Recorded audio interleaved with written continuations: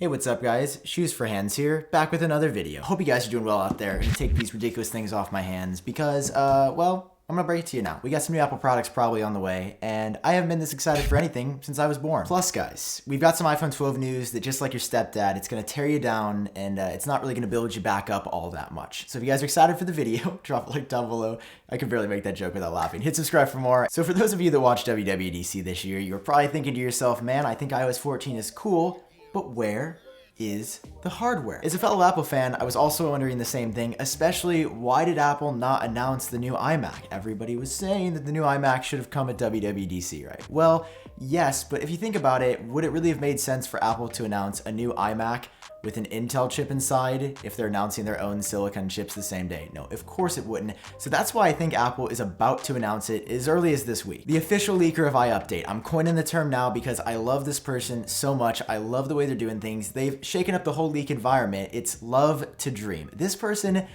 is the most cryptic, most frustrating, most fun and exciting leaker I think the Apple game has ever seen. And the best part about it is they're usually spot on. I mean, they're above 88% accurate for all of their claims, which is number 2 on the leaderboard. And according to them, new products are ready to ship. And I find it really interesting that they don't just say new product or like new computer or new AirPods or anything. They just say new products, which leads me to believe it's probably a combination of the two. So we've heard a lot about this new iMac, and like I've told you guys before, I really think this is coming soon. I don't think that Apple's gonna wait until September at their big event to announce the iMac, or a lot of other things that I also think are right around the corner, specifically the AirTags, which are the little wireless Bluetooth tracking accessory, and AirPods Studio, which are going to be Apple's super premium over-ear headphones that apparently sound really good. For those of you that say there's no way they're going to announce these big products in a press release, hey, number 1, we still in the middle of a pandemic. And number 2, if you look at how Apple generally plans their September event,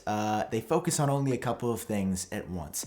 Number 1, what's going to take the most of time by far is the iPhone. The iPhone 12 series, the iPhone 12 Pro this year, that's what Apple's mainly focused on. Guess why? Because that's Apple's biggest selling product and is still like almost half of their revenue every year. And then they also talk about Apple Watch, and every once in a while they'll mention an iPad or a Mac. And while I think it would be a great time to have another event this summer, I don't think Apple's going to be doing that with the whole state of the virus going around. I think Apple's about to do another run of press releases, and with Love to Dream's track record in cooperation with Min-Chi Kuo, and even John Prosser mentioning that products are coming sometime soon, I really think that this week, next, maybe the week after, could be a very real possibility. And that's on top of the fact that Apple has released products in July before. Like, you're probably thinking, why would they do it in July? That doesn't make sense. But they've done it a lot. In fact, they updated, I think, the MacBook Pro 2 or 3 years ago, randomly in July.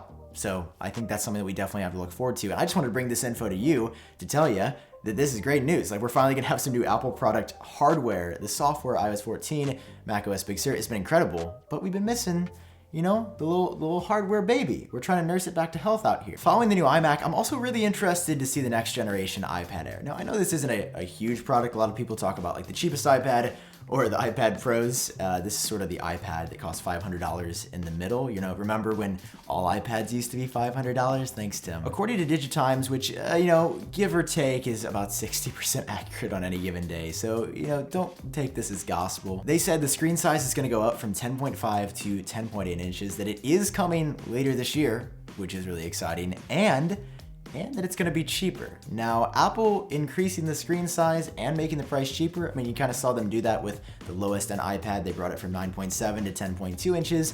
Personally, having a 10.2 and 10.5 inch iPad like that much separate never made sense to me, so I think it's good that Apple is creating more separation in the screen sizes. But then if Apple is doing a 10.8 inch iPad Air, they've got an 11 inch iPad Pro, so what's the differentiation gonna be there? I personally think that Apple's about to shift the screen sizes on the iPad Pros sometime in the next 12 to 24 months, up to like 12 and 14 inches rather than where they are right now, which is like 11 and 12 and a half or almost 13. Because Apple's marketing the iPad Pros more and more as computer replacements, So I think a bigger screen size is just going to come with the territory, or even potentially slimming down the bezels further than they have already. And for those of you waiting to buy a Silicon Mac, you're like, well, Apple said it's coming before the end of 2020, but what computer is it even going to be? Well, we've now heard from the supply chain the first two models that Apple appears to be focusing on, a MacBook Air and a MacBook Pro. Now, I know in one of my last videos I talked about how apparently the MacBook Air line was going to be discontinued.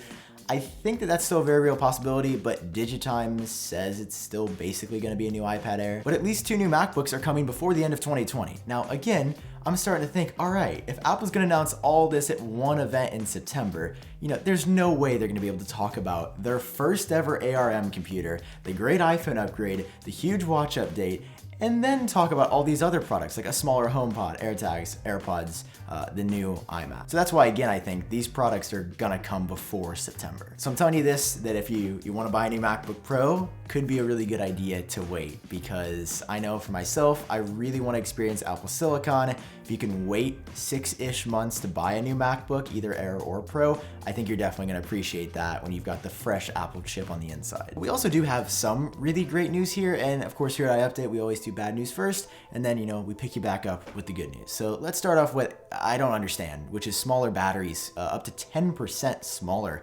coming to this year's iPhone. Some recent regulatory filings picked up by My Smart Price have revealed the new milliamp hours, and to me, these are much more than small battery downgrades. Like up to 10% is pretty significant. So the non-Pro iPhone 12 6.1 inch is gonna be down to 2775 milliamp hours, which is down 10.8% for the battery the 6.1 inch iPhone currently has.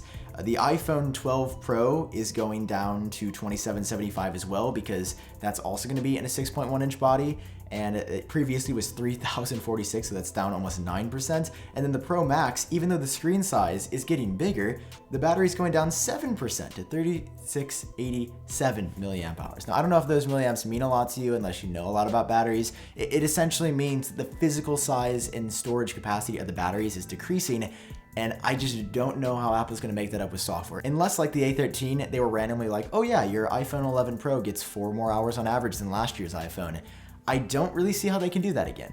So I don't know what else they're putting inside of these iPhones that is necessitating a smaller battery. This though, I'm pretty sketched out about, so I wouldn't put a whole lot of credibility in it. So you're like, all right, the ship's sinking for the iPhone 12. What are we gonna plug all these holes with? And Apple's answer to us, they're removing the charger, the brick itself. They're gonna sell an additional 20-watt one, and then they're also taking out the headphones. So what is gonna be in this box? It's a question we've all been wondering. Well, we know there's gonna be a lightning cable, but it seems like Apple's potentially shifting that money from the other stuff into a better lightning cable. I'm certainly a little skeptical that that's where the money's actually going, but Apple is actually going to be upgrading the lightning cable for the first time, not with a different connector, but with a different material. It's finally gonna not break after 3 plugs in. It's gonna actually be braided, so it's much sturdier. And we were all wondering, like, how is Apple gonna justify this? The environment, the wireless future, saves them money. But I really do think that once you touch a braided lightning cable and you're gonna be like, oh, I don't get anything else, but my cable also doesn't break, because every single person I've known, myself included, has had a lightning cable that snaps and breaks. You know why? Because they're the cheapest possible way that Apple can make them, and they just don't even feel that good. And the fact that Apple charges $19 for a non-braided lightning cable is absurd. I'm not saying that it's right that Apple's taking stuff out of the box, but at least they're giving us something nicer. I don't know. I guess in my case particularly, because I do have a lot of chargers laying around, I would rather have a braided lightning cable than headphones in the box or a charger, but I also feel like for most people, the charger's still so essential. I can't believe, the headphones I get, can't believe Apple's taking the charger out of the box too still. I'll keep you guys updated when we hear other stuff throughout the week. iOS 14 Beta 3 could be dropping as soon as tomorrow if Apple keeps up the schedule as they have done in years past. In the meantime, I hope you guys enjoyed the video, you learned something new. If you did, drop a like down below, hit subscribe for more, and I'll catch you cool cats in the next video. This is iUpdate signing off, and I'll see you next time.